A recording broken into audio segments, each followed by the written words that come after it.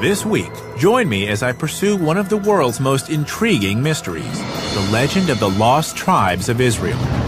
The Bible's Book of Kings tells us that the northern kingdom of Israel was destroyed by a brutal Assyrian invasion in the 8th century BC. And more than land was lost. 10 of the 12 tribes of Israel would vanish into history and myth. But one of these lost tribes may have survived in the unlikeliest of places. Could ancient Jews have journeyed from the Middle East to South Africa? And could these African bloodlines reach back to King Solomon and before? To find out, I'm going to trace their journey.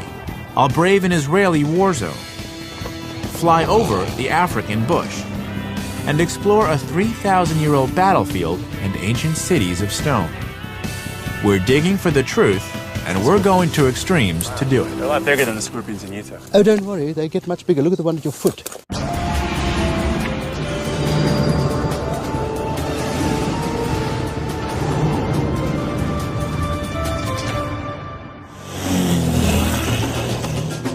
This is the Limpopo River, the northern border of South Africa. I've come to hear the story of a local group of people with astonishing ties to the story of the lost tribes of Israel, the Lemba. Today, they live only a few miles away from here, but this would have been the final challenge in an epic journey across deserts, oceans, and jungles. I'm Josh Bernstein, and my goal is to follow in their footsteps to determine if this fascinating story could possibly be true. Today, the Lemba are mainly concentrated in the shadow of the Soutpansberg Mountains in the far north of South Africa. To the casual observer, they look and live much like any other traditional Southern African community. But if you scratch below the surface, there are some intriguing differences. Here I am in South Africa, and there are these men wearing skull caps and talit, the shoulder wraps. You would see this in any synagogue in America or Israel, but I never thought I'd see it here in South Africa. I want to find out how these people seem to have Jewish customs. Samuel Moeti is president of the Lemba Cultural Association. Pleasure. So, I'll be honest, I came into this village and the first word I heard was shalom, Yes. a Hebrew word. Yes. How is that possible? How is it that the Lemba are speaking Hebrew? The Lembas are the original Hebrews, and they were scattered, as you know, and they crossed into Africa. So they were scattered all over. So in South Africa, in many parts of South Africa, you find the Lembas who are actually Hebrews. Hebrew. So the Lembas claim to be descendants of ancient Israelites? Not claim, they are. They are. They are. Okay. We are the original African Hebrew. We are scattered all over. Can you give me a few examples of some of the Jewish Yes, we don't partake of pork. Okay. We don't mix milk with meat. It sounds to me like the Lemba have a unique culture surrounded by others who do not practice the same way. That is correct. We always believe that the Jewish people who live all over the world are our brothers because we come from the same root. Could it be that the Lemba are a lost tribe of Israel? To answer the question, I have to turn the clock back some 2,700 years to the time of the mighty Assyrians. Back then, Assyria was the greatest imperial power the world had ever seen.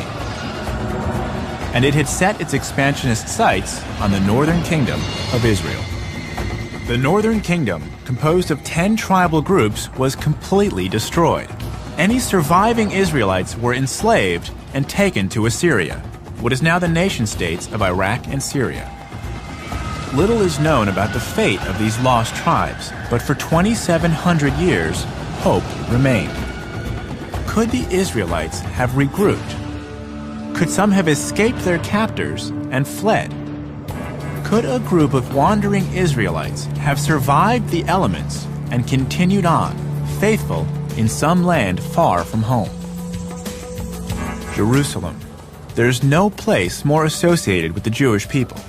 But as I walk through its narrow streets, I can't help but appreciate how deeply connected the people of many faiths feel to this city, and how millions of people around the world have a connection to this place, including me. My father was born here, and I probably have ancestors who were here when the Assyrians broke up this land.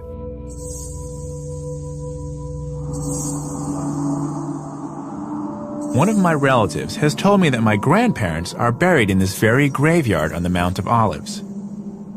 I've never visited their graves before, but I've decided to try and find them.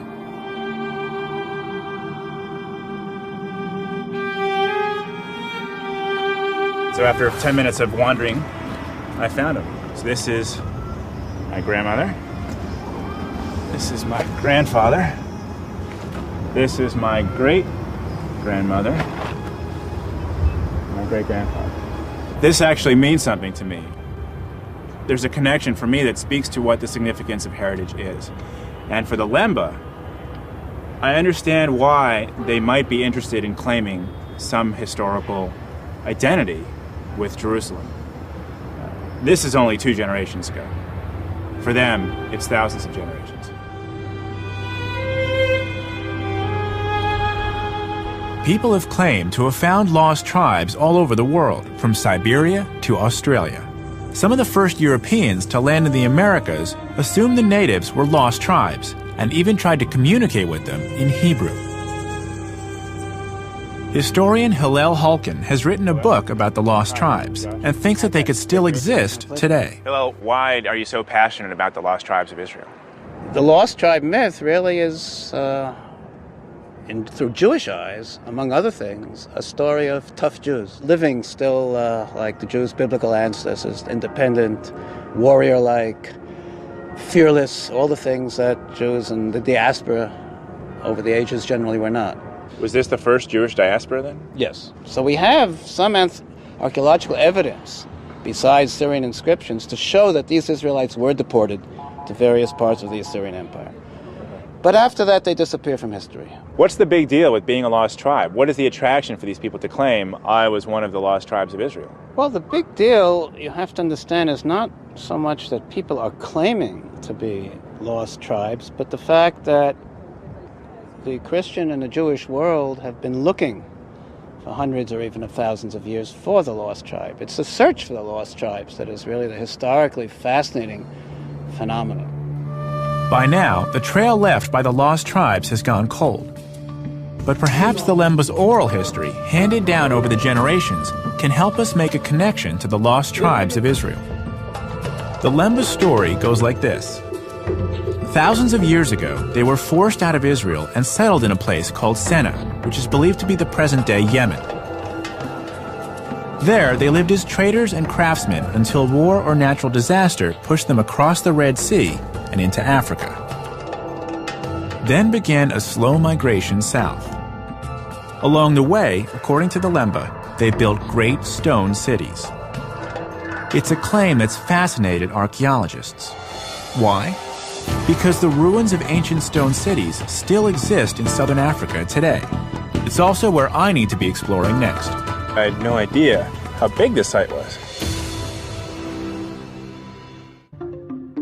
I'm on the trail of an African tribe, the Lemba. They claim ancient Israelite ancestry and could just be one of the lost tribes of Israel. We are original Hebrew. Their oral traditions speak of a great journey through Africa and of the great stone cities that they left along the way. I'm on my way to see one now.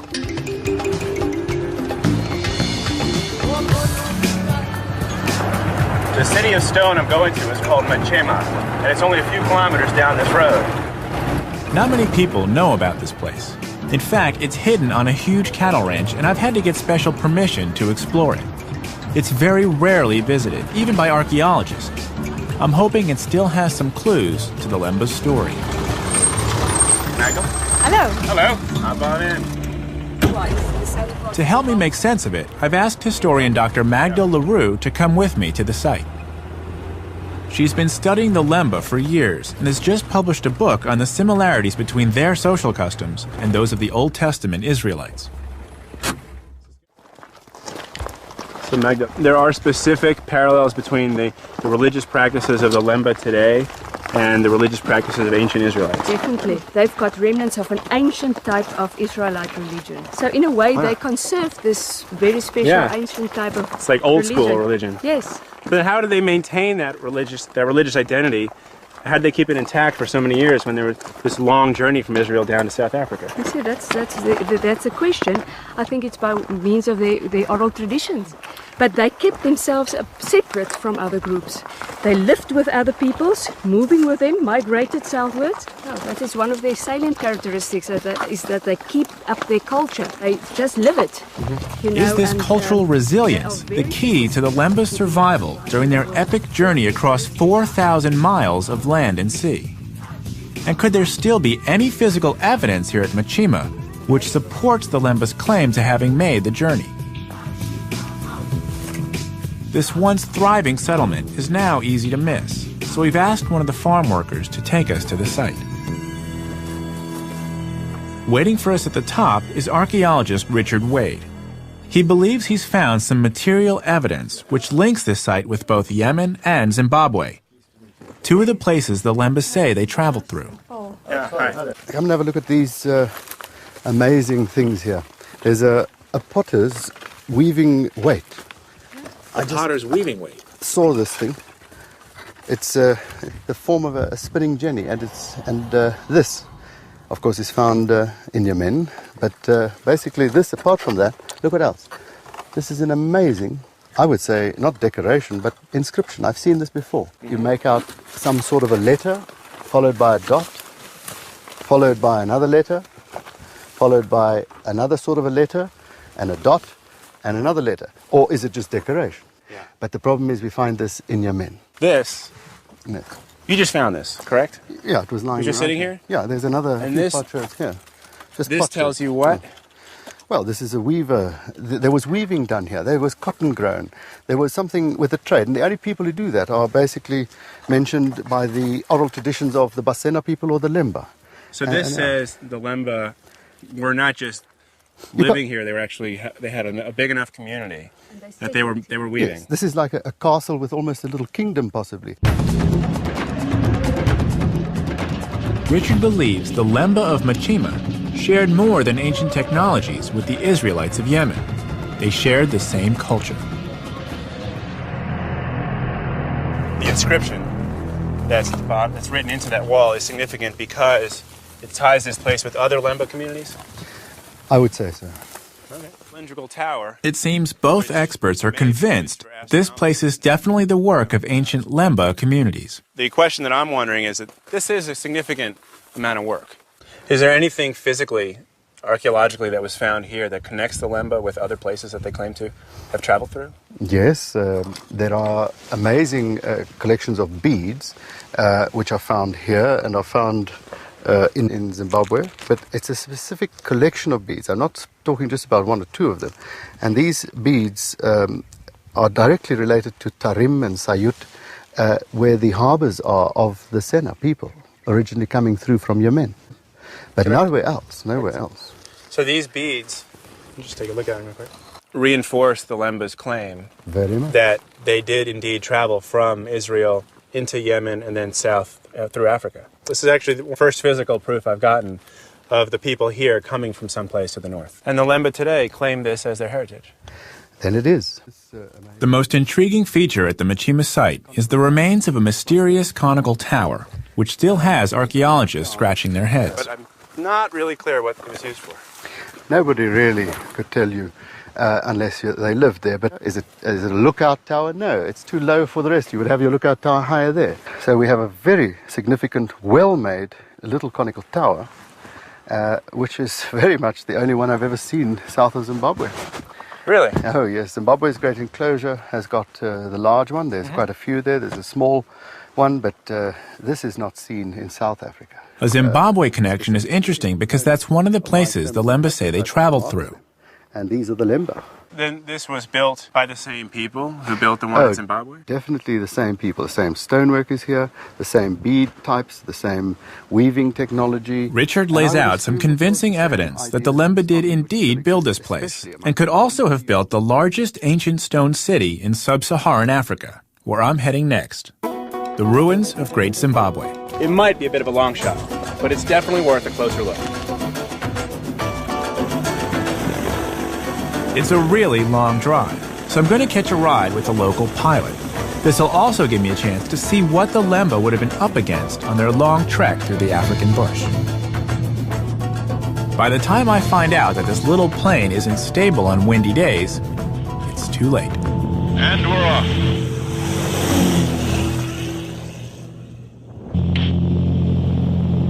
Feel that wind pushing us? Yeah, is that good or bad? Yeah, nah, it's not bad, but okay. We've got it. Yeah. My pilot, Steve Scott, assures me we'll be fine. This is the Limpopo riverbed here? Limpopo, and that's Zimbabwe over there. This is Zimbabwe right there? That's Zimbabwe. And South Africa's right here? Yeah. Wow, this is stunning. According to the Lemba, this was the final obstacle they faced on their journey from Israel to South Africa, the Limpopo River.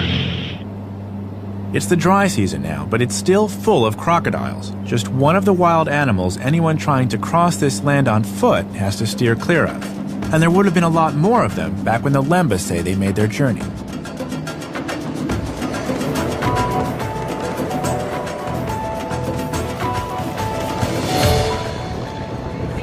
So we've just landed in Zimbabwe, and by just landed I mean we got here hours and hours ago, but we spent the better part of the afternoon getting our press credentials. It is not easy getting these at this time. We've been allowed because our story is on Great Zimbabwe, which is a point of national pride. The whole country was named after this site I'm going to. Great Zimbabwe is in the south of the country, a 5-hour drive from the capital, Harare. Oh, local craft. I've come to buy everything. I wasn't sure what to expect. How much for the chess set? $120. $30,000. Keep in mind that $1 US is currently $6,000. This country used to be one of the most successful in Africa, with a huge tourism industry. But government policy has driven most tourists away. Very much. Bye. Thank you. Life's not much different in Masvengo, the town nearest to Great Zimbabwe, the ancient city the Lemba claim to have built. And tomorrow I'll find out if their claim is true. And I'll get my hands dirty learning how they built it. All right.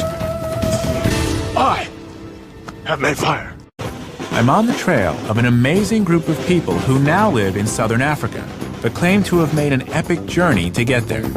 So the Lembas claim to be descendants of ancient Israelites? Not claim. They are. They are. I've learned that 2,700 years ago, the Assyrian Empire scattered the population of the northern kingdom of ancient Israel, creating the so-called Lost Tribes of Israel. The Lemba story is that they settled in Yemen before crossing the Red Sea and traveling inland through Africa, where they built great cities of stone. I've seen evidence of one they built near their current home in South Africa. Now, I'm backtracking their journey to explore a structure they claim to have built centuries earlier, and which could be their greatest legacy, Great Zimbabwe. It's been a long journey getting here, but I couldn't miss the chance of seeing the sunrise. And as more of this place appears out of the dawn mist, I begin to get an idea of its scale.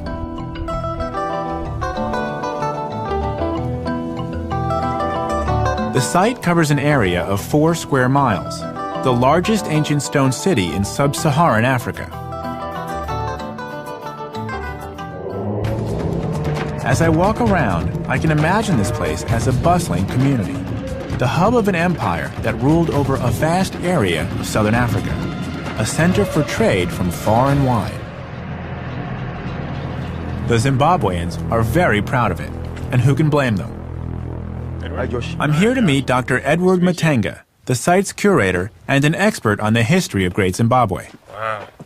So this whole area was a city that ruled the kingdom. Yes, the first buildings were laid on the hill, and then it extended into the valley. You know, I saw parts of those buildings coming up here, but I had no idea how big this site was. In the background, we've got the biggest building, which is the Great Enclosure. The Great Enclosure is that big circular one? Yes. Wow. What was this place for? This is the Great Enclosure. Yeah? It was built for the paramount wife of the king.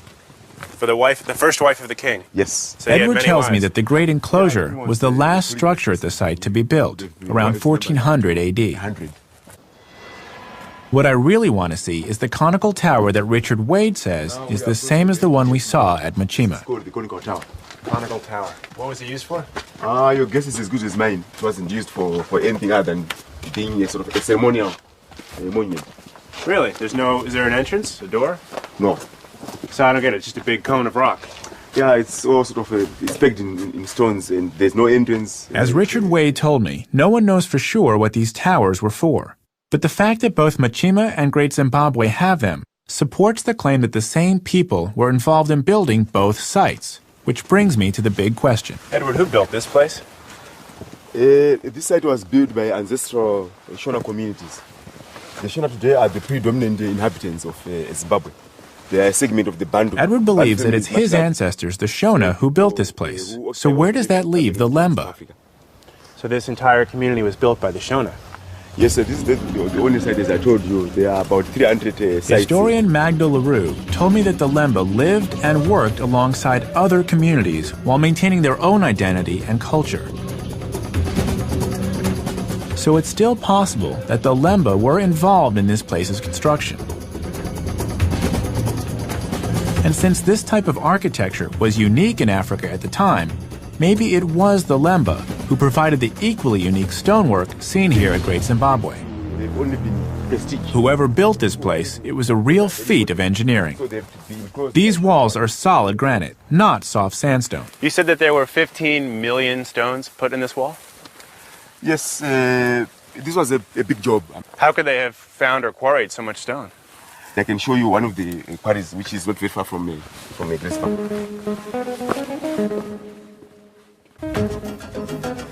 Edward has taken me onto one of the hills around Great Zimbabwe. They're made of granite sheets, smooth and slightly curved like an onion skin. What are these guys doing? They are preparing the rock for building the stone walls. As you can see, they have to choose a suitable site. This is characteristic of the rock, that it breaks in parallel sheets, and that's where you make your fire. So you build a fire on top of the rock, and then it, what, cracks? It cracks. Ah. Yeah. And this is the traditional technique? That's how they were doing it in Zimbabwean times. So we'll make a fire. I just need a little bit more straw. Start that fire. It's hard to believe that just by lighting a fire on this huge rock, you can split it. Don't spread. Good spreading. Good? They say the process should take several hours. We'll see.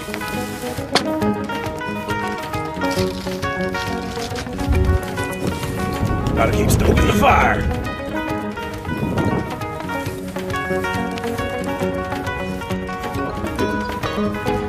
Fire! That looks good. That's actually right on top of the fracture. Yeah. So that's good, right? Yeah. So once it starts cracking, we just kind of watch it go all the way along the way. Yes. And then you have to push the fire this side. Remove. I heard that. I heard that. You hear that? Yeah. This pop explosion. The rock's starting to crack. You can hear it before it starts to go. There's the crinkling, or the crackling of the fire, and then below it, you can hear the rocks kind of going ding, ding, ding, ding, ding, ding, ding, ding, ding, ding. It's going down there, so it just went all the way down there. You can't see it, we have to move the fire, but it looks like it runs all the way down here to the end. Hey, that's a little hot. You don't have any eyebrows left. Yeah. I see we're using metal tools. Would the Shona have had metal tools? No, except for iron hammers. Iron, so they had iron. Iron hammers. But the hammers were probably used to break the rock. Yes. More than this kind of thing, they would use wooden rakes. Wooden rakes to move everything. Move everything. And then the iron hammers would be used to break the rock later. Break the rocks and then trim them. That's it. A perfect one. Again. That's a perfect one? Yeah. I made this one. The building blocks for the great enclosure were basically made in this way. So all of the building blocks for the stonework that we saw is made this way. I can see now where the building blocks for Great Zimbabwe came from, but I still haven't gotten to the bottom of exactly who built it. Were the Lemba involved, as they claim? They are an African people, just like the Shona. They are Shona speaking today. So it's possible their claim may hold some weight, that they were here. they were certainly here, but whether they built the stone walls or not, it's very difficult to substantiate. As I said, I mean the evidence that is available at the moment in terms of oral testimonies is vague. Okay. Well, but at least there's a possibility. Great Zimbabwe certainly fits the description of the great stone cities the Lemba claim to have built, and Edward confirms that the Lemba were definitely here. Even today, they have communities not far from here. Amazingly, the Lemba who live here in Zimbabwe, just like those in South Africa, really do believe they're Hebrews, and the cities of stone they claim to have built do seem to support their oral traditions. But does this make them a lost tribe of Israel? Did the Lemba, like the lost tribes, actually leave Israel in the 8th century BC? Are the Lemba truly a lost tribe of Israel? If so, they would have also been victims of the Assyrian invasion of the Northern Kingdom. I've just learned there's some archaeological evidence found in the same Israelite cities which fell to the Assyrians all those years ago, and which could finally put this question to rest. I want to see this site for myself, so I'm going back to the Holy Land.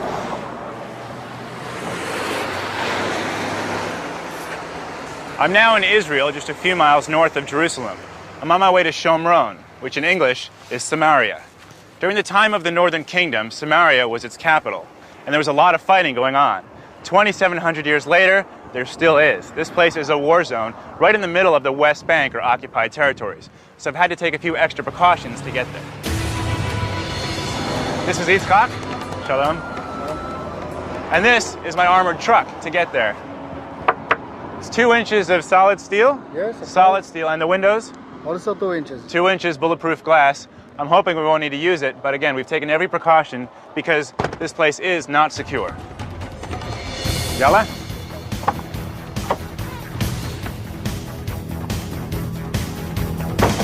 We're trying to get to an archaeological site called Sebastia. It may hold vital clues about how the Lemba's epic journey began. But it's on the other side of a heavily guarded checkpoint. Will we be able to get in? I'm on the trail of the Lemba, an African tribe who now live in South Africa, but claim to have made an epic 4,000-mile journey from Israel to get there. I've heard they were involved in the building of Great Zimbabwe, as well as similar stone cities elsewhere in South Africa. Now, I've returned to Israel, where they claim to have originated, to pick up their trail. If the Lemba are a lost tribe, they must have been present when ancient Israel split into the southern kingdom of Judah and the northern kingdom of Israel. This was also the time that their neighbor, the mighty Assyrian Empire, was building in strength. For a while, the Assyrians tolerated the northern kingdom, but the 10 northern tribes were living on borrowed time. I've returned to Israel to visit the remains of one of the Northern Kingdom cities. Trouble is, just as it was 2,700 years ago, this area is still a war zone. I want to show you where we're headed. On the top of this hill is Sebastia. There's an archaeological site there that's important to understand the Lemba's story. The problem is, Sebastia is in the occupied territory. There's a military checkpoint just over here. So the big question is, will they let us through so that I can gain access to the site? But this isn't your average road trip. We've had to rent an armored truck to take us deep into a war zone. Yitzchak, my driver, is an Israeli settler, and for him, this level of danger is just everyday life. Yitzchak, you live in a settlement? Yes, of course. How long have you lived there? 25 years.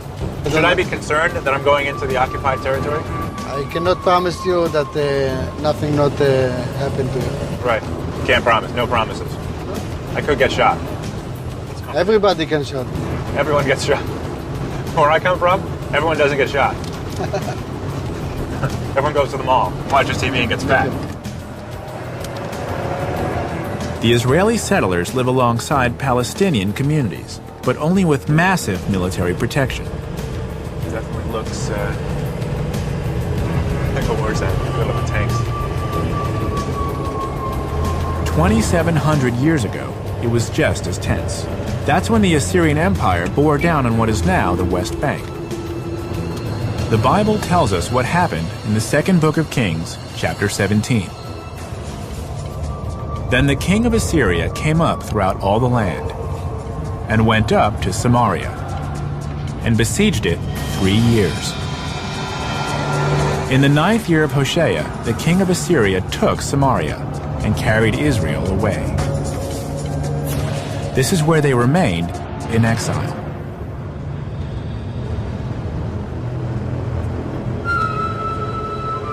We're now approaching the checkpoint. We've been working on gaining access to the Sebastia site for weeks, and yesterday we finally got permission. But we were warned that if there's even the smallest bit of trouble in the occupied territories, we won't be allowed to the site. See those tanks? This doorway is like 1,000 pounds. Wow, okay.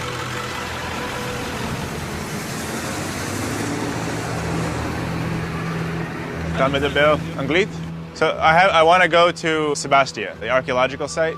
Archaeological site. Yeah, is there an officer? We have with the History Channel.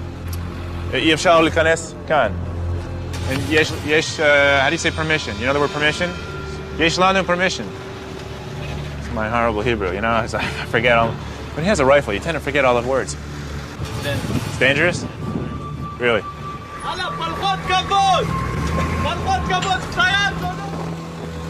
Here's what's going on. It's a producer, an associate producer talking to the guard. He refuses to let us in. We've been working on this for weeks, and yesterday it was fine, but they're saying that today, because of a recent uprising, they won't let us through the security gate. Despite our best efforts, Sebastia is a bust. Fortunately, I have a backup plan.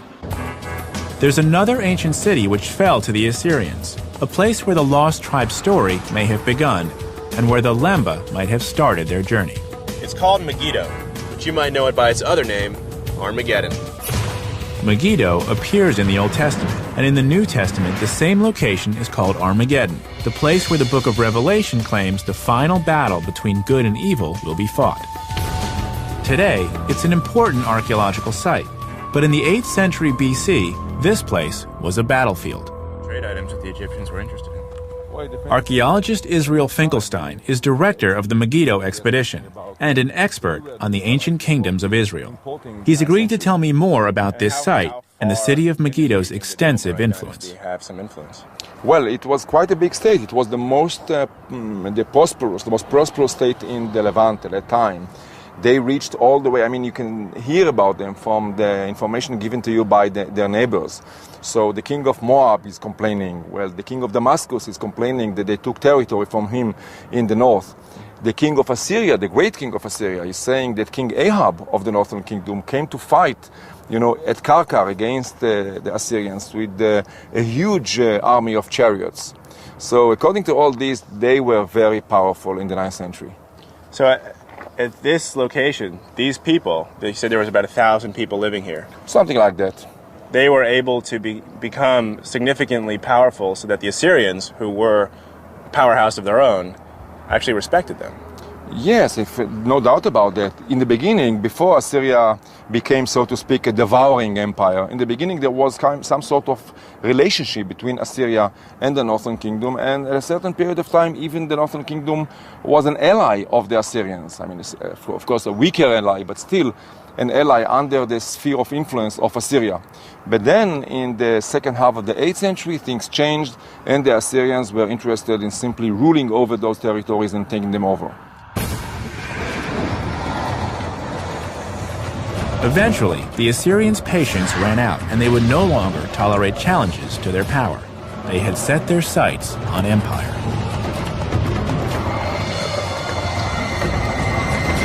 The Assyrians' advance was swift and decisive as city after city of the Israeli kingdom fell to their mighty army. The Bible called Assyria a land bathed in blood. Israel Finkelstein believes that when the Assyrians conquered this land, they wiped out all the leadership of the tribes of Israel. The population was either killed or assimilated into other parts of the Assyrian Empire. He doesn't believe they could be found today. this, you were saying, was the building that the Assyrians built once they took over this area. Yes, this is one of the two palaces that the Assyrians built here. What happens then to the rulers of the northern kingdom when the Assyrians come in and take over? The rulers were deported. We don't know whether all of them, part of them, most of them, many of them. We don't have this kind of information, neither from the Bible nor from the Assyrian text, and of course not from archaeology. Archaeology cannot speak about a person. But most of this population probably assimilated in Mesopotamia. So the people who are on a quest to find the lost tribes and to recover them and bring them back to Israel, they would only have to travel as far as Mesopotamia? I don't think that you can travel anywhere and look for the lost tribes. I mean, I make a distinction between what we know from archaeology, history, and so on, and all sorts of popular ideas of going this way or that way and finding a lost tribe. There's no need whatsoever to go around the world, in my opinion, and look for lost tribes. Fair enough. But the archaeology here says that the people did leave. The people did leave, the people did die, some of them were deported to Mesopotamia, some of them continue to live here. Okay. Well, that's valuable, and seeing this certainly brings to me a sense of what community existed in the northern kingdoms. To me too. Israel Finkelstein tells me that Assyrian rule lasted for almost 100 years, that they went to great lengths to split up ethnic groups and cultures. So if it's true that none of the 10 lost tribes could have possibly survived intact, where does this leave the Lemba? I've certainly seen some evidence that they did make at least part of the journey they claim, but I can't prove a link to the Holy Land. There seems to be no trace of them left here at all. But there's one piece of evidence the Assyrians couldn't destroy.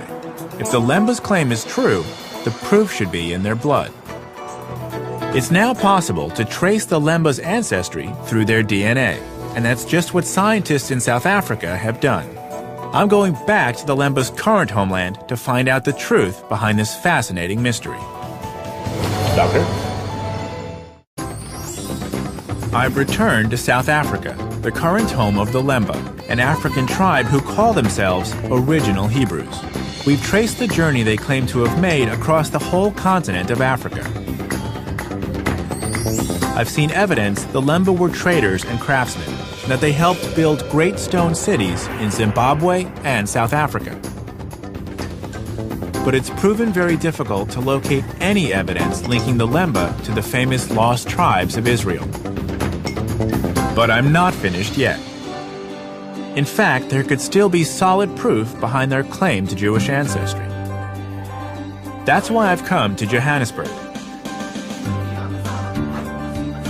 The scientists here at the National Health Laboratory Services have screened the genetic profiles of the Lemba and their neighboring tribes, the Venda and the Bantu. They've come up with some revealing conclusions. I heard of the Lemba many years ago. Dr. Trevor Jenkins has been the lead geneticist in the study of the Lemba for the last 20 years. And I didn't really have much interest in pursuing their actual identity until a friend who had been studying the Lemba had detected some Jewish influences in the music of the Lemba. So their music actually differs from the people around them. And that brought you in to study the genetics? Yes. So the genetic data doesn't say that the Lemba are Jewish as much as it says they have Semitic origins. Yes, that's how we put it. What we were saying was that there's a non-African contribution to the gene pool of the Lemba, which is not evident in the peoples amongst whom they live in that part of the world. You mentioned non-African influences. If someone didn't have genetic data or the testing available, how could you determine if one group is Jewish or not? I distrust relying on morphological features to categorize populations. So someone couldn't say, oh, he looks Jewish, she looks Jewish, he's not Jewish, she's not Jewish. That wouldn't have any bearing on the issue of Semitic origins. I don't think so. The Lemba... Dr. Jenkins believes DNA always trumps appearances, and the Lemba's claim to Jewish ancestry may indeed have some genetic support. Not only is their DNA very different from their neighbors, but according to his colleague, Dr. Himla Sudyal, it may have a non-African, even Jewish connection. I'm Josh. Good to see you. Yes. Take a seat. Sorry, great. I have gloves on, so I prefer not to shake your hand. That's fine. Thank you. So I've come back to Johannesburg for more information about the Lemba, and I'm curious if you could tell me about the research you're doing. Yes, this is the very interesting thing, that the South African Lemba harbor a particular Y chromosome pattern or lineage that's common in people who identify as the Kohanim or the Jewish priests. Okay.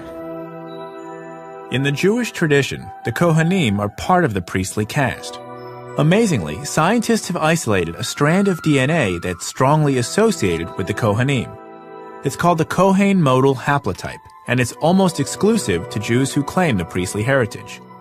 Almost exclusive. The Kohen modal haplotype has been found among the priestly caste of the Lemba. The observation that the Cohen pattern was commonest in that one particular group is something that begs exploration. This link supports the Lemba's oral history and the archaeological clues we've seen in the places they say they lived. Hardcore time. But Himmler is quick to point out the limitations of genetic science. Now, in terms of whether the Lemba are Jewish because they have the Cohen modal haplotype or not, is something that science cannot address.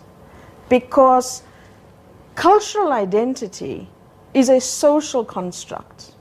No genetic data is going to tell you that you are Jewish or that you are Hindu or that you are Christian or any religious domination. Himmler tells me that the presence of the Kohen modal haplotype can't tell us anything about the Lemba's religion.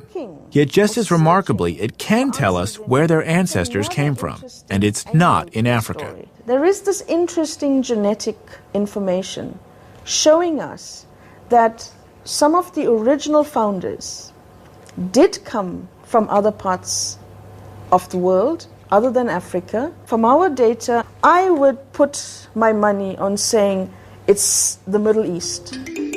Himmler is convinced that Lemba ancestors did indeed come from the Middle East. I'm excited to get back to the Lemba to see what they make of this. And I've got the perfect opportunity. It's the Lemba's annual festival, and I've been invited.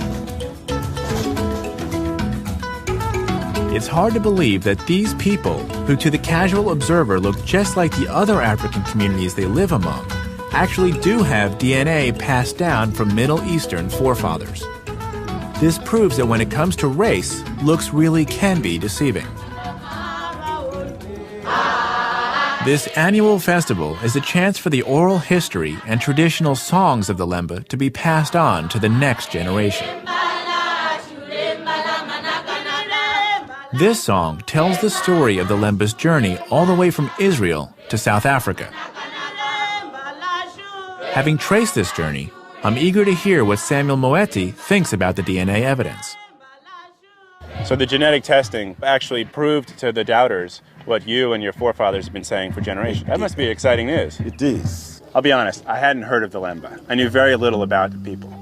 But having spent time making the journey from Jerusalem down through Zimbabwe, having spent time here at this festival, seeing what your people are all about, I can only sum it up in one word, and that's shalom. Shalom. We've seen how science has backed up the claims of the Lemba in the face of years of doubt and prejudice. The archaeological clues, the DNA evidence, and the Lemba's own oral history add up to a very convincing argument. One of the most challenging aspects to doing this journey and seeing what it was like for the Lemba to go from the northern parts of Israel down into South Africa is that there's very little archaeological evidence on the ground that says definitively this is what the Lemba did. So this is why I think the genetic component is so compelling, because it's hard to fake the DNA. It's in your blood. It reminds me that first impressions can often be misleading. It was hard to believe that a tribe of black Africans could be the descendants of ancient Israelites. But that's exactly what they appear to be. Brothers and sisters, they are there. We are not lost. We are scattered. We are original Hebrew.